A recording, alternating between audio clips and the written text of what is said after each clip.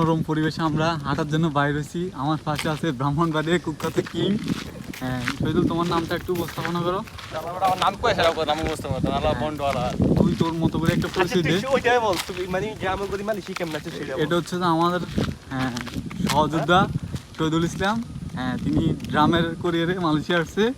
হ্যাঁ, তার বেতন এখন বর্তমানে 1,20,000 উপরে পড়ে। যদি কোনো দয়াবান ব্যক্তি যদি ওর জন্য মেয়ে দেখেন, হ্যাঁ, তাহলে যদি ও বিয়েটা করতে পারে আর কি। আমিন আমিন আমিন। ওকে একটু চিনে রাখেন, ও ব্রাহ্মণবাড়িয়ার কি 10টা মামলা দেওয়ার পরে তারপর মালয়েশিয়া আসছে, ড্রামে কোরিয়ারে মালয়েশিয়া আসছে। হ্যাঁ, আপনারা লাইক কমেন্ট শেয়ার করে আমাদের শহীদুলকে একটু সাপোর্ট করবেন। শহীদুল, কিছু বল দর্শকের উদ্দেশ্যে। এটা হচ্ছে যে মেহেদি, ওর টিকটক আইডি আছে। টিকটকার মেহেদি। আচ্ছা মেহেদি, তোমার সংক্ষিপ্ত বক্তব্য দর্শকের উদ্দেশ্যে। আমার সংক্ষিপ্ত বক্তব্য হলো মানে শহীদুল যদি আমাকে মানে কিভাবে গ্রামে করেছে মানে মালয়েশিয়া আইছে